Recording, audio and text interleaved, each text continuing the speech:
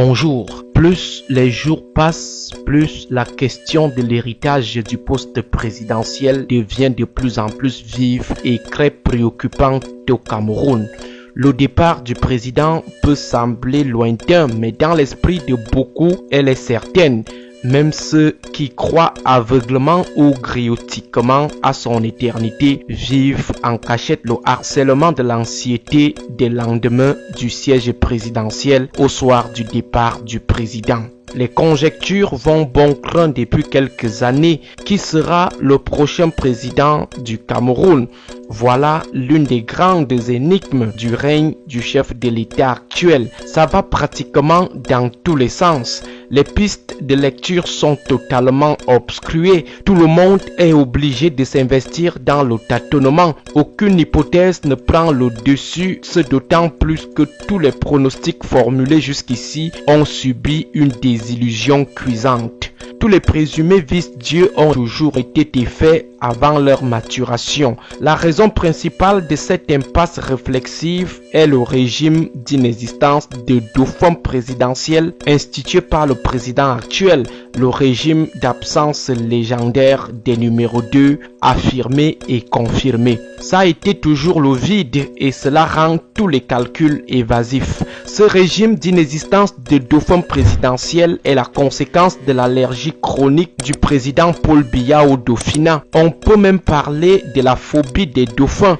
C'est pourquoi il s'est toujours arrangé à ne jamais avoir de remplaçant potentiel affirmé ou confirmé. Il a toujours mangé ses dauphins. Toutes les personnes ayant jusqu'ici développé les intentions de succession ont été neutralisées. Même sort pour ceux à qui on a souvent prêté les intentions de succession.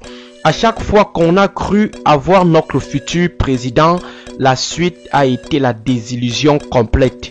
Cette phobie des dauphins qui anime le président peut être liée à la nature discrète, hyper opaque de sa façon de gouverner. Mais la véritable raison de notre point de vue est son appétit aigu du pouvoir. Le président camerounais aime le pouvoir. Il a été toujours très jaloux de son pouvoir au point où il évite tout encombrement pouvant diluer sa posture d'empereur. Il a toujours aimé régner en grand maître, de sorte qu'en dehors de lui, ça soit toujours lui ou le vide. Il n'a jamais aimé voir sa notoriété discutée ou concurrencée. Le fossé entre les autres barons et lui doit rester énorme afin qu'il s'affirme à vue d'œil comme le seigneur central. Du coup, toute tête à même de mettre en mal cette démarcation s'expose à la destruction. C'est lui qui fabrique, c'est lui qui détruit. Le périmètre de sécurité entre ces créatures et lui doit être grand. Voilà pourquoi pendant 40 ans, nous sommes restés dans la crise des dauphins. Même dans le camp de l'opposition, il s'est toujours évertué à avoir une opposition polyarchique ou tout simplement sans leader affirmé et confirmé.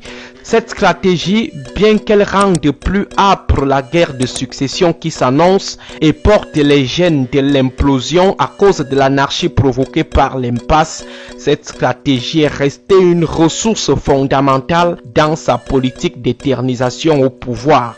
Elle fait partie des plus grandes astuces, des plus grands secrets du pouvoir perpétuel camerounais avec deux grands mérites. Le premier mérite de cette stratégie de destruction des dauphins présidentiels est la sécurité du fauteuil du président. Elle rend difficile l'émergence d'un leader central alternatif pouvant être tenté par le parricide. Les chances de réussite d'un parricide sont ainsi amenuisées du fait de l'inexistence d'un leader doté d'un charisme concurrentiel, doté d'une aura de rassembleur et doté d'une capacité d'assimilation concurrentielle. Le deuxième mérite de cette stratégie est la construction de l'indispensabilité du président. Il apparaît alors comme le seul homme capable puisqu'après lui, on ne voit personne. La question, en dehors de lui, il y a encore qui illustre amplement cette illusion d'indispensabilité construite dans la tête des Camerounais et de la communauté internationale. Malheureusement, ce régime de destruction des dauphins est en train de fermenter une guerre de succession très violente. Les matchs préliminaires auxquels nous assistons depuis quelques années nous renseignent déjà suffisamment sur les conséquences de cette allergie des dauphins. On assiste à un début de débandade puisqu'étant de plus en plus absent, de moins en moins impérial, la cour du roi Péto se sédimente progressivement. À demain pour la suite.